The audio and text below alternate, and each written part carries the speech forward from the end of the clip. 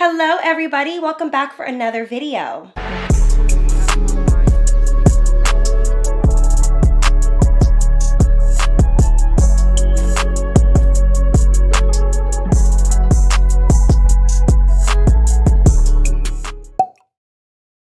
Today I want to discuss the beauty of privacy, solitude, and silence. I really spent the better half of my 20s trying to do the right thing. I was easily influenced to try to be more mysterious, try to be more feminine, and do all of these different practices to be the best woman I could be. And I really love those practices and habits and ideas. But I decided this year that being more authentic and living in my own truth is what's going to actually help me align with people, places, and things that are better for my life. So I decided that I needed to do some tweaking when it came to topics around being more private. I found that for many years, I was a bit of an oversharer. I would always feel the need to connect with people through sharing my deepest, darkest secrets, possibly being a little bit inappropriate at times and saying things that I shouldn't. And it was my way of connecting. I didn't mean any harm by it, but it was causing my life more harm than it was good. And when my frontal lobe finally developed and I was becoming a little bit more discerning and I was experiencing some pushback, I wanted to go completely in the other direction. I wanted to close myself off, become more guarded, become more mean, become like a dark feminine woman, to avoid people who were bad faith actors or just users or even just people who I felt like could possibly cause some sort of physical harm to my life. And all that really did was change and alter me into a person that I wasn't. And usually the mask gets lifted and who you are comes out. It's not a sustainable approach. So I find that as I get older, I choose to embrace the qualities about myself that I've always been, but I fine-tune it to be a little bit more helpful and resourceful in my life. And as I get older, I realize how undervalued privacy is,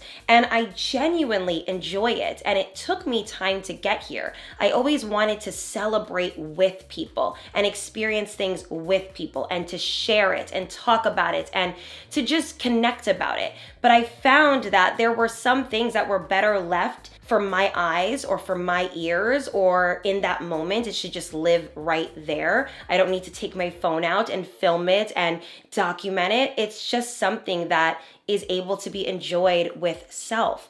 And I wanted to do an entire video today on how to be an open book but still be private. This is for all of my people who grapple with the idea of not really wanting to be secretive and mysterious because it's not who you are, but also not wanting to overshare and spill the inner workings of your life with people. There's definitely a balance and there's a healthy medium.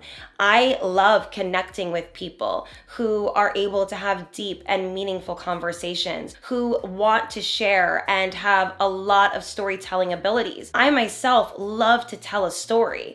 I think that it's really nice to connect with people who are collaborative and storytelling and are not necessarily gatekeepers of their emotions, ideas, plans, and just the things that they think about. I love picking someone's brain, and I love when someone does it to me as well. So there is a perfect combination about being someone who is interesting and mysterious. And I want to walk you guys through a few scenarios today on how you can be an open book but still be private. You don't want to invade your own personal space. You don't want to speak on something that you shouldn't speak on. You don't want to put yourself in physical harm or even in mental harm. This is all about safety. This is about protection. This is about understanding that certain things are better left between you and another person or between you and yourself. So I have had to learn that through experience, through exposing things about myself over the years, through not being perfect, through dealing with people who were bad faith actors and people who were using me or hurting me or just didn't understand me. So I hope today can help you guys better identify with your private self while also still remaining you. I am finding myself more authentically every single day, and I'm so happy to be sharing it with you. So if you guys like this type of content, please give it a big thumbs up and subscribe down below for more videos like this. And let's get into it today. Let's be an open book, but still be private. Okay, so today's sponsor is Rocket Money, and I absolutely love working with them because they really help you get a hold of your expenses, your budget, and being able to just save more and spend better. It's essentially a personal finance app that helps you with monthly budgets, canceling subscriptions, lowering a bill, and overall just managing your money better. So yeah, Rocket Money is like the personal finance app that really just hits all of the things that you need, especially if you're saving for something big or you want to just be a little bit more financially literate and financially secure. So for me, I know that I used to have subscriptions running all the time that I knew nothing about, and Rocket Money allowed me to cancel those subscriptions very easily. You can also create a custom budget within the app and grow your savings, and this is all in one place. So to give a little context, it actually helps you cancel subscriptions that you do not want anymore safely and securely. It helps people save $740 a year. So this is really big for people that want to get a hold of their expenses, want to start budgeting, want to start saving for things, and want to not have a reoccurring charge that they know nothing about. So if you guys want to get a hold of your finances today, go to rocketmoney.com/Hailey Gamba. And if you sign up today using my link, you can get started for free. So you will essentially have a free trial with them. Thank you again, Rocket Money, for sponsoring today's video. And now let's be able to have the finances, the budget, and the savings of our dreams. Love you guys, and let's get into the rest of today's topic. Now, I am going to specifically be speaking from experience today and also from seeing what I've seen other people go through. So hopefully this can resonate in some way and you guys understand what I'm talking about. And I will also dive deep into why I feel this way. The first thing that I think I really need you guys to consider when you are sharing, when you are being you, and when you are trying to be a little bit more private is to wait until a situation is fully over before speaking on it. Now, this can go for a multitude of things. This can go for a relationship. This can go for a friendship breakup. This can have something to do with a purchase that you are making, or, a career opportunity that you're taking, or even a career that you're leaving. If something is still fresh, it's still hot off the press, wait. It's not a no, it's a wait. And the reason I think this is important is you do not want to talk about something immediately after the incident happened. Whether it's something that is crazy and passionate and possibly sad, and or it could be something that is a celebratory time. You want to wait until things are finalized, until the dust has settled, until the emotions have decreased. Do not share a personal story while in the midst of healing. This is so huge, okay? I see so many people hop on the internet and they are talking about a relationship that literally just ended, and they are outing every personal detail. They're not allowing themselves to feel it out, and they're talking about it the day after it ended. You are too emotional. You are not regulated at the moment, and you're not able to see things from a 2020 perspective because you're still living in it and you have not had the chance to grow and get away from the experience. So this prevents you from speaking too soon and showing your ass to people. I used to be one of those people who needed validation, a voice of reason, someone to regulate me, and I've learned to self-regulate or externally process with my life coach or with my journal. You don't need to always share every inner feeling that you're having with your mom, with your brother, with your best friend, with the world. It's inappropriate. You are not ready to speak on that yet. And a lot of the times when you do that, you reflect later and say, I shouldn't have said that. I spoke too soon. Now my mother hates my boyfriend. We had this fight. I told her he's horrible. Now I don't know how to get her to like him back. Had you just waited, felt things out, seen things through, you would not have caused this much havoc in your life. So it honors your story, your emotions, and your privacy when you do this. You don't want to speak on anything in the midst of healing. You deserve to feel it out and to navigate what has happened and to figure out the next steps. Even if it's something that is currently happening in your life that's positive. It could be buying a home, purchasing a car. I have learned throughout the years, I don't speak on anything until it's tangible in my hands, the papers are signed, and the dust is settled. I didn't tell you guys about my home until I already owned it. I didn't tell you guys about other purchases I've made until they were purchased and I had them. I don't like to pre-speak on anything before it happens. That's just kind of bad juju, dare I say. So I find that many people speak too soon, whether it's to a friend, a family member, to social media, rather than letting time reveal it all. This takes thinking before speaking to a whole new level. Not only are you thinking before you're speaking, but you're waiting before you're speaking. And that is huge. And I think that this is a great way to honor your privacy because you're able to navigate the emotions surrounding the thing. Sometimes it's also nice to just revel and bask in your own joy. When you share happy moments with the world and it's not received the way that you wanted it to be, it kind of takes away from the meaning of what that brought to your life. So sometimes it's nice to revel and bask privately and to enjoy happy moments just between you and that person, or you and yourself, or you and the people that are experiencing it with you. It doesn't have to be something that is always shared, always spoken about, and always discussed. And I also want to say that storytelling is meant to take place from a point of view of reflection, okay? So this is usually when you are able to identify the lesson within what happened. Whenever I speak on something that I've went through, I always wait until time has elapsed, until the emotions have dissipated, and until I'm able to really look at the situation differently. Then I speak, then I storytell. And also, dare I say, it is very good to respect another party in a situation if speaking about them could affect their life. Now, I am not a believer in trying to hurt people, trying to bring people down, even if they've hurt me, because I do believe that everybody has their day, and it is not for me to decide what their fate looks like. So I don't like the idea of making other people not like someone, or trying to sway someone in the idea of, hey, you know, this person is a bad person and you're going to find out why. I also don't like to speak ill of friendship losses or relationship losses on the internet for people to discuss. Now, if I do discuss these things, it's usually pretty vague, and it's usually coming from a point of view of a lesson I learned. Not what I don't like about this person, but what I've learned about myself. And that to me is a great storyteller. That is someone who's an open book, but still respectful, is still having some sort of class and honor, and it makes you look better when you behave in this way. Now, the second way to be an open book but still be private is to learn how to be a good listener and a good speaker. Being a good listener isn't always about being mute and making the other person talk, but it's about being inquisitive, asking questions, being someone who's able to snowball off of a topic without oversharing, without revealing too much. You're able to add to a conversation without making it about you. And this takes skill, because a lot of people make everything about themselves, or they talk just to talk.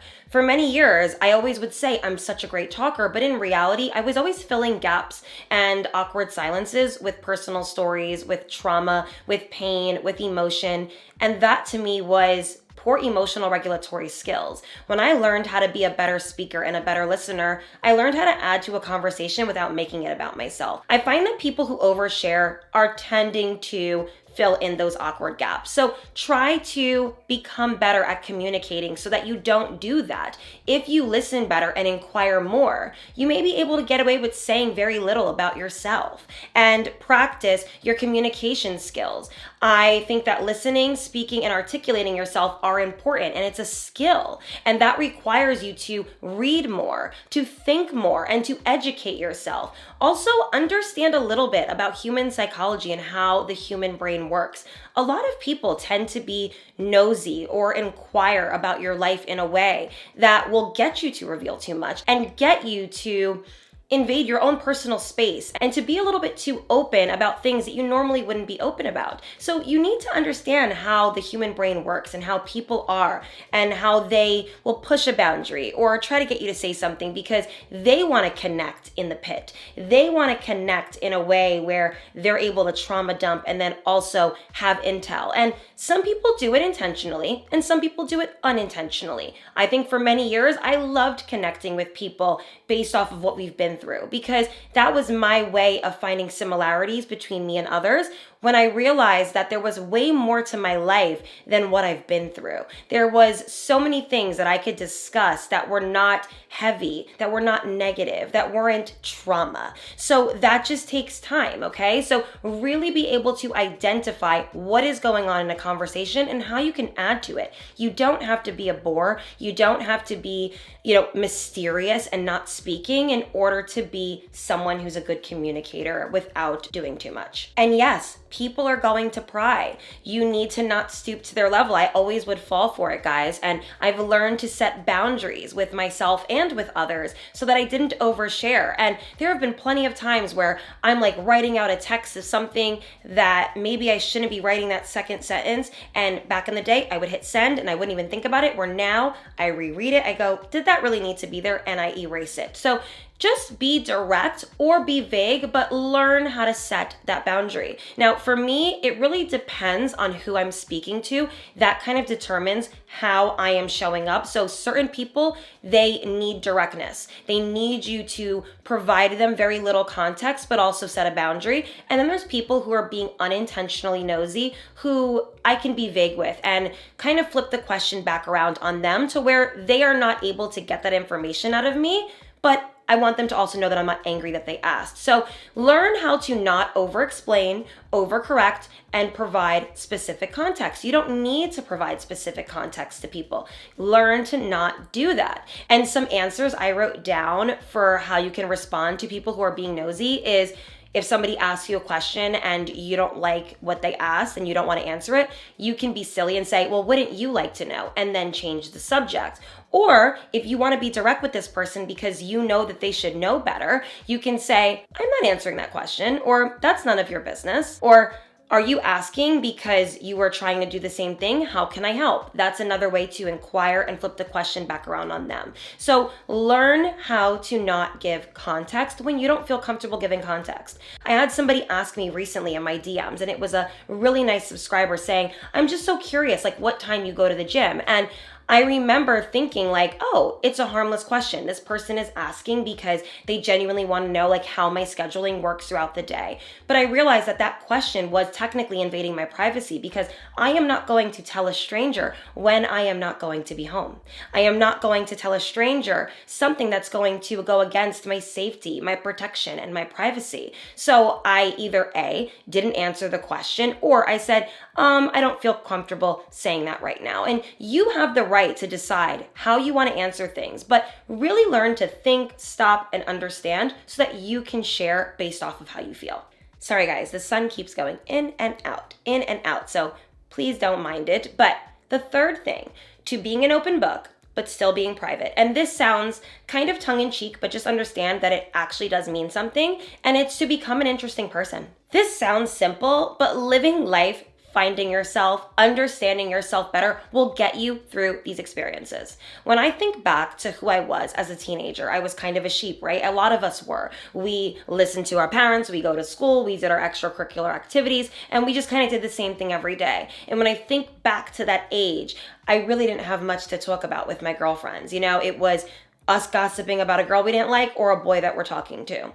That was it. But when I became an adult and I started to go after my passions and my creative outlets, and I started embracing certain things, and I started living and experiencing things, and you can travel and meet people and do certain things, that makes you a more interesting person. It makes you more interesting to talk to. It makes you have conversations that are deeper, meaningful, and can create a soul connection without oversharing. There is so much beauty and excitement in our lives that doesn't go against who we are, that doesn't invade our personal space. The qualities that you admire about yourself, put emphasis on when you're communicating and moving through life. When you start to curate the life of your dreams and you go after your desires and you have different life experiences, and even things could be quite philosophical, like you could have an experience that happened to you many years ago that you're able to reflect on from a positive standpoint that actually could be quite deep and meaningful and have a lot of think pieces a part of,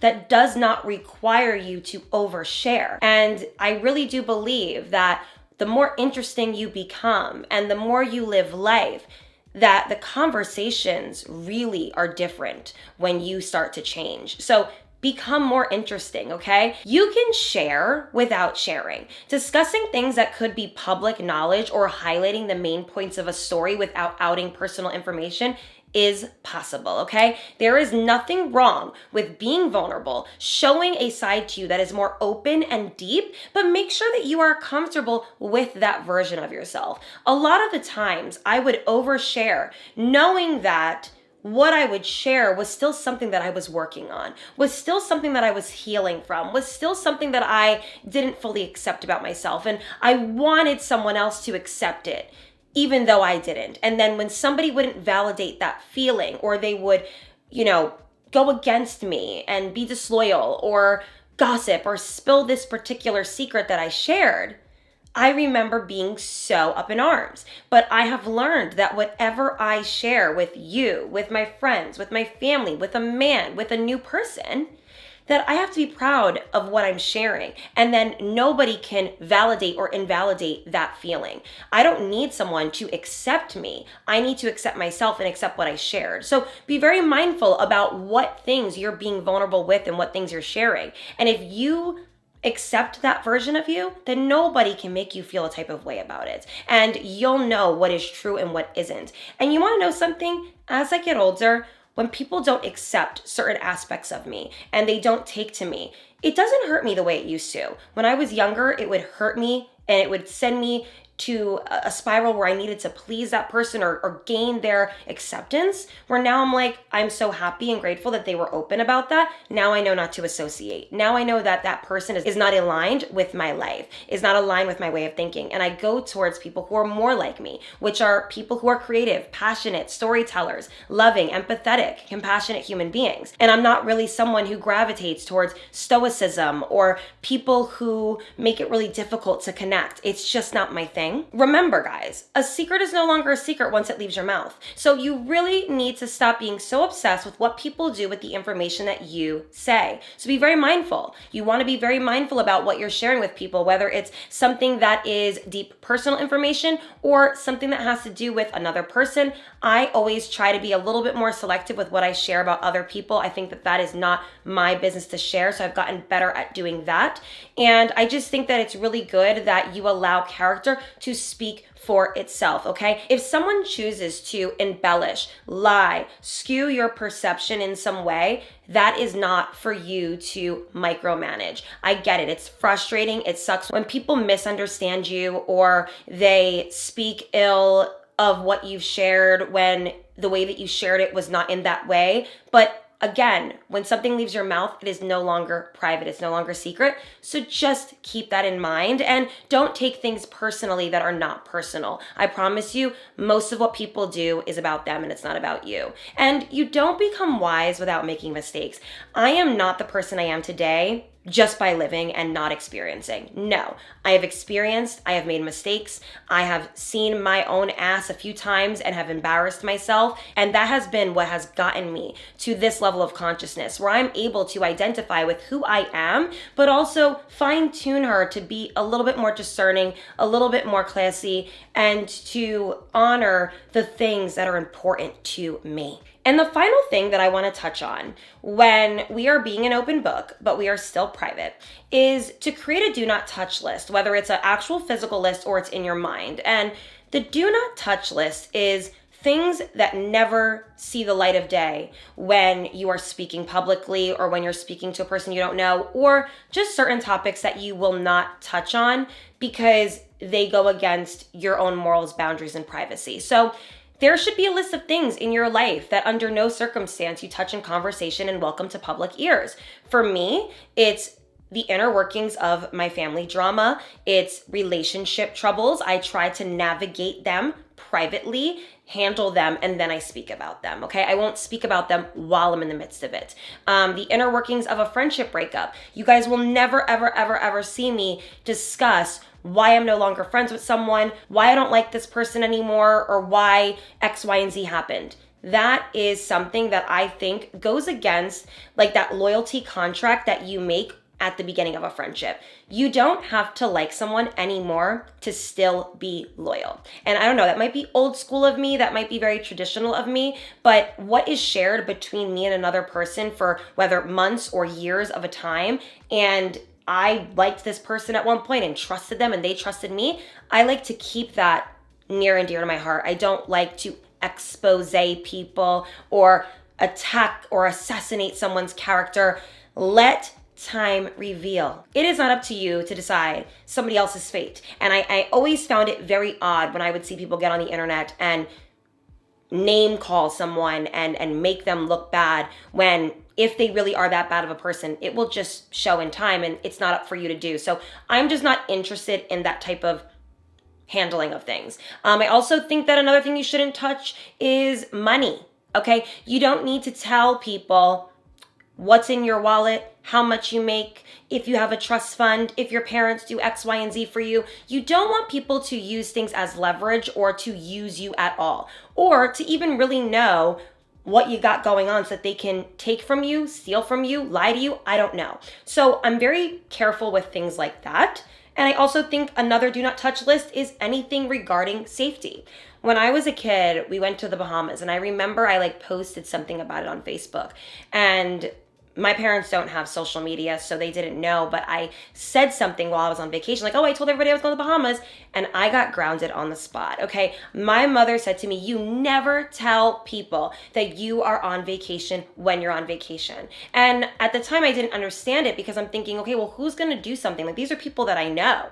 But you know what? People that you know could hurt you. People that you know could burglarize your house or steal from your parents' safe or do weird things to you, and you should never be someone who puts your own safety at risk like that. And it really prepped me for my own adult life, because as annoyed as I was at the time that this happened to me, it prepared me to never post in real time, okay? And I am a social media influencer now, so I don't post in real time. I don't like to leak things when things are happening. I find that personal information should remain personal, and that is something that I think is really important. So you don't want to tell people when you're going on vacation, when you're leaving, your schedule, your family, where you keep your safe, where you have money tucked away, wherever, where your parents, do X, Y, and Z. Like, you don't need people to know the inner workings of your life, because people take information and they pocket it for another day. And this is going against your privacy, your safety, your life. And once it's out there, and you can't get it back. So just be very mindful and try really hard to keep things that are near and dear to your heart personal and preserved and safe, and to not overshare things that could get you in trouble. You don't have to be a stoic, mysterious, or boring person to still be private. And I hope that this particular video can inspire you guys to understand that there is a lot of duality in our lives, and there's a lot of things that we can do to continue being ourselves, but doing it in a protective way, doing it in a way where it is honoring ourselves, our family, our friends, the people we care about, our things, like our belongings. It takes effort, it takes time, it takes learning, it takes unlearning. And I'm learning as I go, and I'm learning as I grow. So I'm so happy to be sharing this with you guys. I will always be a woman who shares personal stories. I will always be someone who has a personality and emphasizes that. And I love that about myself, because now I realize that I gravitate towards people who do the same. I gravitate towards people who are like that as well. And what I've learned from wiser, older, and just more established people that are similar to me is that they have a way with their words where they can share without sharing too much, and they can connect without exposing something. And I have learned that I can do that as well. I love you guys so much. I hope you guys enjoyed today's video as much as I enjoyed making it. If you guys have any tips for how to remain private but still remain being an open book, leave them down below. I want to hear your guys' thoughts on it. And yeah, guys, I hope you guys enjoyed today's girl chat, and I will see you guys in the next one. Bye, everyone. Mwah.